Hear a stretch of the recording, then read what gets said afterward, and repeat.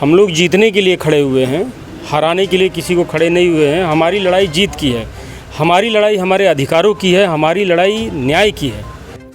मैं हूं मोहम्मद मोहसिन शेख, आप देख रहे हैं हमारा मुद्दा। इस वक्त हम मुंबई के नॉर्थ सेंट्रल कॉन्स्टिट्यूंसी में, हमारे साथ यहाँ पे AIMIM के उम्मीदवार है रमज़ान अली चौधरी। रमज़ान अली चौधरी जी, आपका बहुत बहुत स्वागत है हमारे मुद्दा में चैनल में। यहाँ पे जो आपको यहाँ से प्रत्याशी घोषित किया गया है MIM पार्टी से, क्या कहना है आपको इसके बारे में? ये MIM की तरफ से मैं प्रत्याशी उम्मीदवार हूँ और सभी से निवेदन है कि मुझे अपना मत दे करके मुझे विजयी बनाएं और अपने आप को गौरवान्वित महसूस करें। देखा गया था कि अभी कुछ दिन पहले MIM के जो स्पोक पर्सन है, नेशनल स्पोक पर्सन वारिस पठान साहब, वो लड़ने वाले थे, लेकिन वो पीछे हटके आपको आगे किया गया। क्या ये कहीं ना कहीं पार्टी का ऐसा देखा जा रहा है कि आपका जैसे बोलते हैं कि बकरा का बलि आगे मतलब दे दिया गया है, क्या वो उस तरीके से आपको आगे कर दिया गया है? बिल्कुल, अगर ऐसी बात है, अगर पार्टी लीडरशिप के आदेश का पालन करना, अगर बलि का बकरा बनना है, तो मैं ऐसा बकरा हमेशा बनना चाहूँगा और उन सारे मुर्गियों को कहूँगा कि इस तरह का जो प्रचार प्रसार है इसको बंद करें। तुम्हारे सारे प्रचार जो हैं बेसलेस हैं, एक भी आपके इल्ज़ाम जो है ना स्टैंड नहीं कर सकते हैं और ना आपकी एक दलील काम में आ सकती है। जो जितना प्रोपेगेंडा करना है आप करिए, कोई फ़र्क नहीं पड़ता सर। देखा गया है कि पार्टी में काफ़ी आपका विरोध किया गया है, आपको टिकट मतलब यहाँ से घोषित करने के बाद आपको, और ये भी देखा गया है कि जो यहाँ पे कॉन्स्टिट्यूंसी में ये भी कहा जा रहा है कि जो कांग्रेसी की जो वर्षा गायकवाड है, उनको कहीं ना कहीं हराने के लिए आपको इसमें आगे किया गया है। क्या कहना आपका? हम लोग जीतने के लिए खड़े हुए हैं, हराने के लिए किसी को खड़े नहीं हुए हैं। हमारी लड़ाई जीत की है, हमारी लड़ाई हमारे अधिकारों की है, हमारी लड़ाई न्याय की है। और ये जो बात है कि किसी पक्ष के किसी प्रत्याशी को हराने का, तो हराने का नहीं, हम अपने न्याय के लिए, अपने अधिकार के लिए हम लोग यहाँ ये कंटेस्ट कर रहे हैं, ये चुनाव। और अगर आप सभी का साथ रहा, जनता का साथ रहा, तो हम विजय होंगे और एक अच्छा एग्जाम्पल सेट करने का काम करेंगे। रमज़ान चौधरी जी, देखा गया है कि हर बार MIM के ऊपर एक उंगली उठती है कि बीजेपी की वो बी टीम है, क्योंकि कहीं ना कहीं जब मुस्लिम कैंडिडेट जब कहीं से वो खड़ा होता है, फिर भी वहाँ पे अपना कैंडिडेट वो दे देती है MIM, और वहाँ से वो भी कैंडिडेट हार जाता है और MIM का कैंडिडेट हार जाता है, जिसमें बीजेपी की सीधा सीधा जीत हो जाती है। इसमें आपका क्या कहना है? देखिए साहब, ये सारा प्रोपेगेंडा का खेल है, सारा खेल प्रोपेगेंडा का है। आप देखेंगे कि जब से इस नाम को, यानी कि आतंकवाद को जब से पैदा हुआ है, ये आतंकवाद या आतंकवादी शब्द जब से हम लोग सुनना शुरू किए हैं, तब से मैं समझता हूँ इसके पूरे इतिहास को अगर उठा करके ले लेंगे आप, तो आप नहीं पाएंगे कि 2000 लोगों से ज़्यादा की मौत हुई है। लेकिन मैं समझता हूं कि प्रोपेगेंडा के माध्यम से सबसे बड़ा मुद्दा जो है आज के डेट में देश के अंदर आतंकवाद ही बना हुआ है। अच्छा, उसके बाद आप देखेंगे कि किसी बीमारी से जिसका नाम पेचिस है, दस्त कहते हैं, लगभग हर साल 50 लाख लोग मारे जाते हैं इसी देश के अंदर। उस पर कोई चर्चा नहीं होता, वो मुद्दा नहीं है।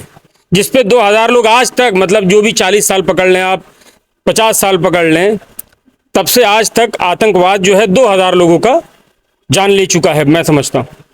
और 50 लाख हर साल जो पेचिस से मर रहे हैं, उस पर कोई चर्चा नहीं होता। ये प्रोपेगेंडा का खेल है साहब।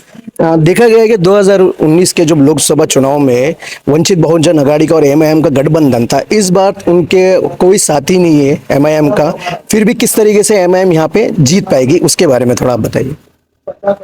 हमारा कोई साथी नहीं है, हमारे साथी हमारी जनता है, हमारे कार्यकर्ता हैं पक्ष के, और वो सभी जो हमारे हित चिंतक हैं, ये सारे हमारे समर्थक हैं। हमें समर्थकों की कमी नहीं है।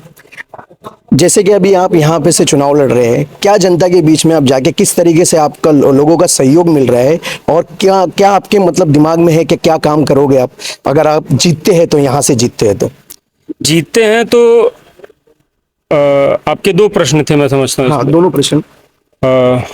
पहला प्रश्न मैं ज़हन से निकल गया, लेकिन जीतते हैं तो क्या करेंगे इसको मैं कह देता हूँ। जीतने के बाद जो है, जो जनता का अधिकार कई मुद्दों पे, कई फ्रंट पे लड़ा जाता है। बहुत सारे, हर विधानसभा क्षेत्र का अलग अलग समस्या है। बांद्रा वेस्ट का एक अलग समस्या है, बांद्रा ईस्ट जो विधानसभा है उसका अलग समस्या है। उसके बाद कलीना की समस्या अलग है, चांदीविली की समस्या अलग है, कुर्ला विधानसभा का अलग, विले पार्ले का अलग। तो मुख्तलिफ फ्रंट्स पे आपको काम करना होगा। जो जिनकी समस्याएं हैं उसमें सेंट्रल गवर्नमेंट या फिर मान लीजिए पार्लियामेंट में अगर किसी प्रकार का कोई बिल वगैरह करना हो या कोई बात हो, उसको उस जगह से हम लोग करके ले सकते हैं। वो मैं सारा काम करूँगा। कई फ्रंट होते हैं, मुख्तलिफ एक एक फ्रंट के ऊपर हम लोग डिस्कशन इस समय नहीं कर सकते, लेकिन हाँ, एक मैं विश्वास दिलाना चाहता हूँ कि आपका अधिकार आप तक पहुँचेगा बिना किसी कमीशन के। इंशाअल्लाह कमीशन खोरी यहाँ हरामखोरी नहीं होगी। एक आखिरी सवाल है, यहाँ से आरिफ नसीम खान यहाँ से टिकट मांग रहे थे कांग्रेस से, लेकिन उनको टिकट नहीं दिया गया और वो चुनाव प्रचारक से, स्टार प्रचारक से अपना नाम पीछे ले रहा था। उसके बाद उनकी कहीं राहुल गांधी से वापस बातचीत हो जाती है और वापस से वो मिल जाते हैं। इसमें आपका क्या कहना है? देखिए साहब, मसला यही है, जनता को समझदार होना पड़ेगा। उनकी लड़ाई क्या थी? अच्छा, फिर वो उन्होंने किस बात पर लड़ाई उन्होंने शुरू की कि किसी माइनॉरिटी को नहीं दिया गया, माइनॉरिटी एक बहुत बड़ा बेस वोट है, और फिर उसके बाद वो नाराज़ रहे, नहीं करूँगा, मैं रिज़ाइन कर दिया। अच्छा, फिर अब वापस से उनको जो है रिज़ाइन करने के बाद फिर उनका स्वीकृति हो गई है। तो स्वीकृति हो गई है, राहुल गांधी जी से बात करने के बाद ये कहाँ से स्वीकृति हो गई?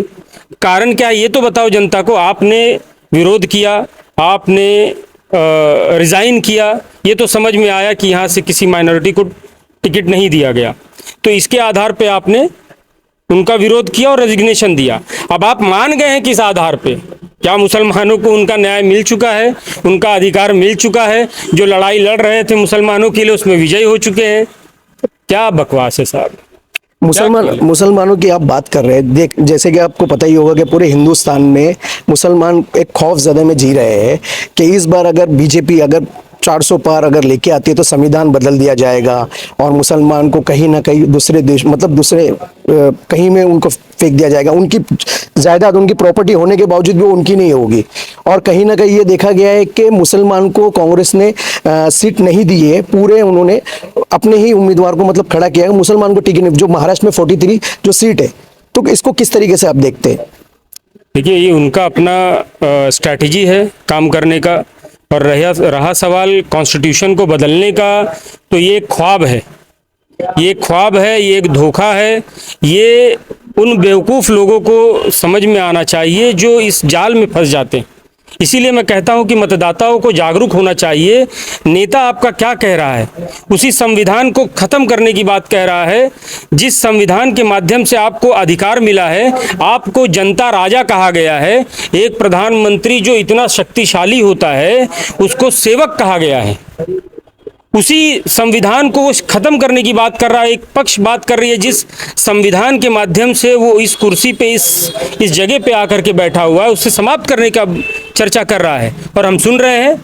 ऐसे लोगों की बोलती बंद करनी चाहिए। संविधान आपको राजा बनाता है, संविधान आपको शक्ति देता है, संविधान आपको प्रधानमंत्री नियुक्त करने की शक्ति देता है। ऐसी बातों को सुनना ही कहीं ना कहीं एक शुरुआत है कि हमारे दिमाग का कहीं ना कहीं कुछ कम काम कर रहा है, और इसका विरोध करना चाहिए। जनता को किस तरीके से आप अपील करोगे अपने, क्या आपको वोट दे करके? जनता से मैं निवेदन करना चाहता हूं कि मैं उन सभी पिछड़े, वंचित, शोषित और समाज के अंदर जिन गरीब लोगों की, जो आर्थिक दृष्टिकोण से जिनको दबाया जाता है, तरह तरह के लोन के माध्यम से उनके जो इंडस्ट्रियलिस्ट होते हैं बड़े, उन्हें लोन दिया जाता है, बड़ा लोन, और माफ़ किया जाता है। लेकिन कोई व्यक्ति अगर रिक्शा चला रहा है, वो लोन ले ले, तो उसके घर पे उसकी बेइज्जती करने के लिए रिकवरी वाले पहुंच जाते हैं। ये इनका लाखों करोड़ का लोन माफ़ हो जाता है। इनको जो है जनता को जो सुविधा मिलनी चाहिए वो बड़े बड़े उद्योगपतियों को मिलता है। इसका मैं विरोध करता हूँ।